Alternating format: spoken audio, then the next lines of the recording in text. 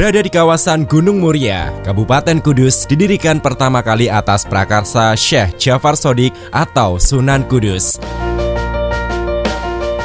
Kemudian berdasarkan Peraturan Daerah Nomor 11 Tahun 1990, hari jadi Kota Kudus ditetapkan tanggal 23 September 1549 yang diatur dalam Peraturan Daerah Nomor 11 Tahun 1990 tentang Hari Jadi Kudus. Kabupaten yang berada di Pantura Timur, Jawa Tengah ini merupakan kabupaten yang memiliki luas wilayah terkecil se-Jawa Tengah, yakni sebesar 425,16 km persegi.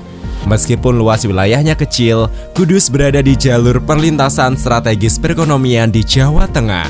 Di sebelah utara, Kabupaten Kudus berbatasan langsung dengan Kabupaten Jepara. Kemudian sebelah timur berbatasan langsung dengan Kabupaten Pati. Sebelah selatan berbatasan langsung dengan Kabupaten Grobogan dan Kabupaten Demak. Dan sebelah barat berbatasan langsung dengan Demak. Kabupaten Kudus terdiri dari 9 kecamatan yang menaungi 123 desa dan 9 kelurahan. Masing-masing wilayah pemerintahan memiliki potensi unggulan yang menopang perekonomian masyarakat. Jumlah penduduk Kabupaten Kudus sebanyak 871.570 jiwa. Sebagian masyarakat bekerja sebagai petani, pedagang, wirausahawan maupun karyawan swasta.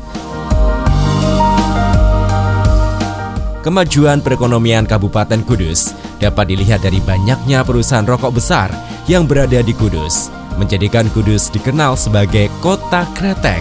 Tak hanya memproduksi rokok dalam jumlah besar, perusahaan juga menampung ribuan tenaga kerja untuk bekerja di sana.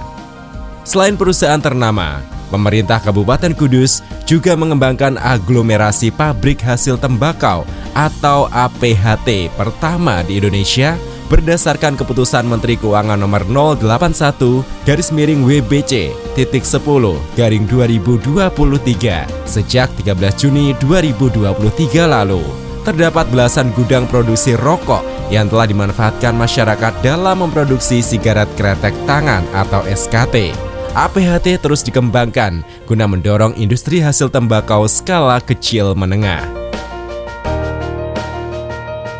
Geliat UMKM di Kabupaten Kudus pun luar biasa. Ratusan usaha kecil menengah berkembang, mulai dari tekstil, batik, kuliner, kerajinan tangan, dan lain-lain. Kain batik Kudus memiliki corak khas motif menara, parijoto, dan kearifan lokal lainnya telah dipasarkan ke luar daerah. Warisan turun-temurun kerajinan bordir Kudus juga terus eksis sampai sekarang. Pemerintah Kabupaten Kudus mendukung keunggulan produk lokal dengan mewajibkan pegawai instansi vertikal mengenakan batik dan bordir khas Kudus. UMKM konveksi seperti baju muslim, kerajinan tangan dari anyaman, produksi pisau, dan kuliner telah berkembang pesat memasuki pasar nasional. Kabupaten Kudus juga memiliki kopi andalan dari lereng Gunung Muria yang dikenal dengan Kopi Muria. Aroma khas Kopi Muria makin dikenal seiring maraknya gaya hidup ngopi di kalangan anak muda. Pemerintah Kabupaten Kudus gencar melaksanakan promosi UMKM lokal agar dikenal publik, salah satunya melalui festival UMKM dan fasilitasi kurasi UMKM masuk ke minimarket di Kudus. Gigihnya masyarakat Kabupaten Kudus dalam berdagang tidak lepas dari ajaran Sunan Kudus Syekh Ja'far Shadiq tentang Gus Jigang. Gus Jigang merupakan singkatan dari Gus yang bermakna akhlak bagus, Ji berarti pandai mengaji, dan Gang yang bermakna pintar berdagang. Petuah Sunan Kudus melekat dan dijiwai masyarakat Kabupaten Kudus. Sampai saat ini, makam Sunan Kudus yang berada di Desa Kauman, Kecamatan Kota, selalu ramai oleh peziarah dari berbagai pelosok negeri. Begitu pula makam Sunan Muria Raden Umar Said yang berada di lereng Gunung Muria, Desa Colo, Kecamatan Dawe. Keberadaan dua sunan menandakan Kabupaten Kudus menyimpan sejarah panjang dalam penyebaran agama Islam di tanah Jawa. Di sekeliling makam Sunan Kudus dan Sunan Muria, roda perekonomian masyarakat Kabupaten Kudus terus berputar hampir 24 jam. Ada yang berdagang oleh-oleh khas Kudus maupun menjadi tukang ojek. Selain dijuluki sebagai kota kretek, Kabupaten Kudus dikenal sebagai kota santri. Hal ini tak lepas dari banyaknya pondok pesantren yang tersebar di seluruh wilayah Kudus. Ilmu agama yang didapat dari pondok pesantren menjadi bekal generasi penerus bangsa untuk menjadi pemimpin cerdas dan berakhlak mulia. Di dunia pendidikan, pemerintah Kabupaten Kudus berkolaborasi dengan swasta menciptakan SMA Vokasi, menghadirkan pengajar profesional. Siswa SMA Vokasi dididik menjadi pribadi yang unggul dan berdaya saing, mulai dari sekolah animasi, sekolah kecantikan, sekolah kuliner, sekolah fashion, dan lain-lain.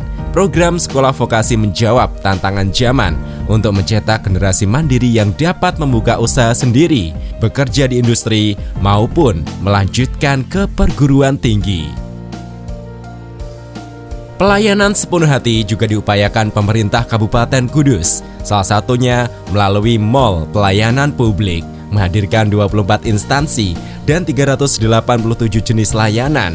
Mall Pelayanan Publik memudahkan masyarakat dalam mengurus administrasi. Berbagai pelayanan publik Kabupaten Kudus juga dapat diakses melalui aplikasi. Upaya mewujudkan pelayanan kesehatan yang prima juga terus dilakukan.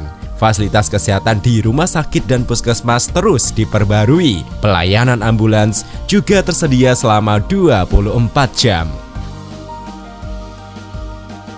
Kerukunan masyarakat Kabupaten Kudus antara pemimpin, ulama, dan masyarakat selaras dengan warisan toleransi yang diajarkan Sunan Kudus. Bukan hanya sekedar slogan, toleransi menjadi bagian dari kehidupan dan tradisi. Banyak simbol yang menunjukkan bahwa Kudus merupakan kota yang toleran.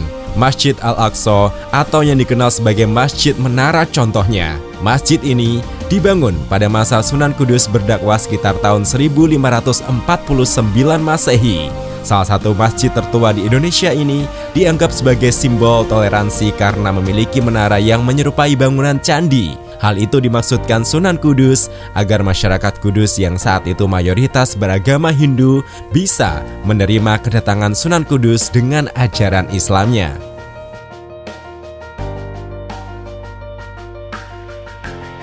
Sunan Kudus mengajarkan umat Islam untuk tidak menyembelih hewan sapi sebagai wujud penghormatan pemeluk agama Hindu. Sementara menara yang menyerupai bangunan candi masih dipertahankan hingga sekarang. Tak jauh dari masjid dan menara Kudus, terdapat sebuah kelenteng yang menjalankan aktivitasnya dengan damai, tanpa gangguan walaupun terletak di permukiman Muslim. Hingga kini, kepercayaan masyarakat Kudus untuk tidak menyembelih sapi merambat ke dunia kuliner. Di Kudus tidak ada soto sapi atau sate sapi. Yang ada hanyalah masakan olahan berbahan dasar daging kerbau atau kambing. Sebagai contohnya sate kerbau, soto kerbau, pindang kerbau, dan lainnya. Ketika Idul Adha pun, masyarakat masih menjaga ajaran Sunan Kudus, yakni tidak menyembelih sapi sebagai wujud tradisi dan toleransi. Sebagai gantinya, masyarakat Kudus menyembelih daging domba, kambing, maupun kerbau. Wujud toleransi telah mendarah daging, bak menghirup udara segar nan sejuk di Kudus. Iklim yang kondusif ini tentu menjadi modal berharga dalam membangun daerah. Keberagaman budaya dan kreativitas masyarakat pun didukung oleh pemerintah Kabupaten Kudus. Kultur masyarakat Kabupaten Kudus yang santun, menjunjung tinggi adat istiadat, toleran, terus dirawat untuk mewujudkan Kudus yang maju dan sejahtera.